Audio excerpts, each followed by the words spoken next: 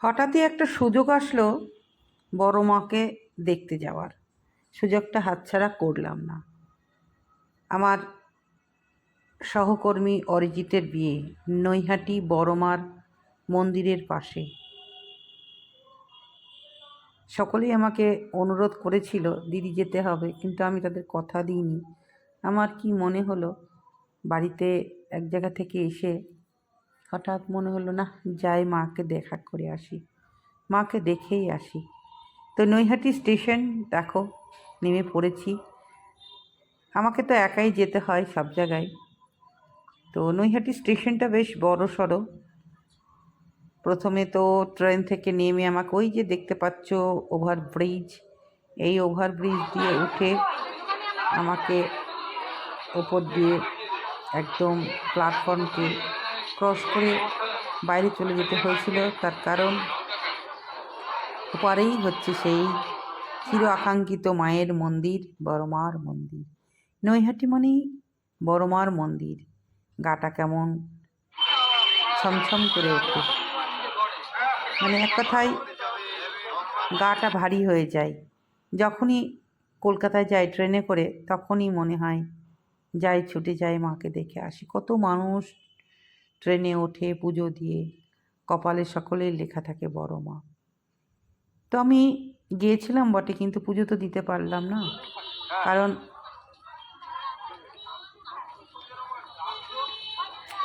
এটা হচ্ছে এমন একটা বছর, যে বছরে আমার ভাসুর মারা গেছেন, সে বছরে কোনো বড় পুজোই দিতে পারবো না আমরা। হ্যাঁ, বাড়ির পুজো দিতে পারবো। তো আমি একাই হেঁটে চলে যাচ্ছি। আমার মনে হলো টোটো করে গেলে তো আর পারিপার্শ্বিক দৃশ্যটা আমি দেখতে পাবো না, তাই আমি হেঁটে হেঁটেই দেখছিলাম। কারণ মায়ের মন্দির মানেই আশেপাশে একটা মাহাত্ম্য থাকেই। তো সেই মাহাত্ম্যটা দেখতে দেখতে যাচ্ছিলাম।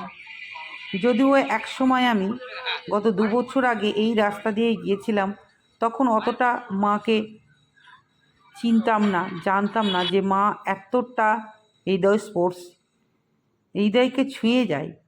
তো মাকে প্রতিদিনই ফেসবুকে দেখে দেখে দেখে মায়ের প্রতি এতটাই শ্রদ্ধা ভক্তি হয়েছে, শুধু মনে হতো কবে যাব মায়ের মন্দিরে, কবে যাব। তো তাই হঠাৎ করেই চলে আসলাম। তবে একটা কথা, যে কোনো তীর্থক্ষেত্রে গেলে হঠাৎ করে যাওয়াই ভালো। এই যাব যাব যাব করলে আর যাওয়া হয় না। তো আমার এই ব্যাপারটা একদম হঠাৎ হয়ে গেছিলো। তো সত্যিই আমার একটা বড় পাওনা হয়ে গেল। তো মায়ের মন্দিরে যাওয়ার আগে আশেপাশে দেখছি সব দোকান। কেন এখানে মায়ের পূজার জন্য শাড়ি বিক্রি হচ্ছে, প্রসাদ বিক্রি হচ্ছে। আমাকে অনেকে জিজ্ঞেস করছে, দিদি ভাই পুজো দেবেন না? আমি মন্দিরের সামনে এসে আপ্লুত হয়ে গেছি। মায়ের মন্দির দেখে মনটা একদম ভরে গেছে। মাকে না দেখেই, মায়ের বাইরের মন্দির দেখেই একদম ভরে গেছে। বড় মা, ধর্ম হোক যার যার, বড় মা সবার, সত্যিই বড় মা সবার। যে সবার, সে সত্যি গোটা বিশ্বে বিরাজমান। একদম মায়ের মন্দিরের ভিতরে যাচ্ছি, খুব আস্তে আস্তে পা ফেলে। বড় মা হচ্ছে সবার, সত্যিই বড় মা সবার। বড় মাকে সবাই খুব শ্রদ্ধা ভক্তি করে। এখানে সকাল 6টা থেকে রাত্রি 8টা পর্যন্ত সারাক্ষণই পুজো চলে। যেটা আমি পাশ থেকে যে দোকানে জুতো রাখলাম, হাতে গঙ্গা জল দিলাম, মাথায় দিলাম, সেখানেই জানতে পারলাম প্রবেশ করছি মায়ের মন্দিরে। ওহ, অসাধারণ মূর্তি দেখে আমার মন শান্ত হয়ে গেল। মা গো, কতদিনের ইচ্ছে তোমাকে দেখার। সত্যি মা, তুমি সবার মা, তুমি কারো একার মা নও। কাছে আস্তে আস্তে গেলাম। ছবি তো তুলতে দিচ্ছে না, সেলফি তুলতে দিচ্ছে না। সকল মানুষ মার কাছে পুজো দিতে গেছে। কি সুন্দর ঠাকুরমশাই লাল বস্ত্র পরে আছেন, পুজোটা নিচ্ছে, মাকে পুজো দিচ্ছেন। খুবই ভালো লাগে। মায়ের পুজো সব সময় হচ্ছে। এবছর পুজো তো দিতে পারলাম না। অবশ্যই সব বিপদ কেটে গেলে মায়ের কাছে গিয়ে পুজো তো দিতে হবে।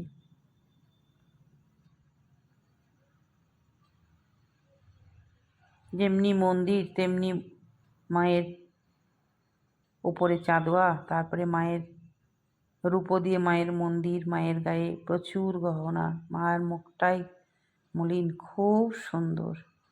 মা যেন মনে হচ্ছে সকল সন্তান সব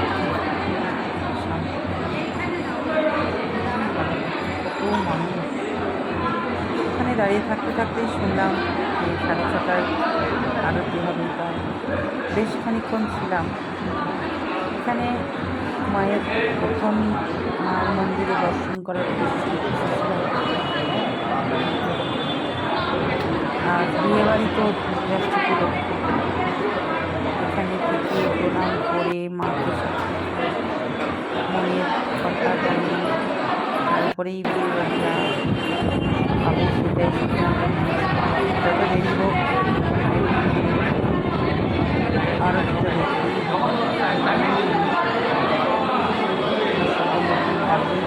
কত সুন্দর শাড়ি দিয়ে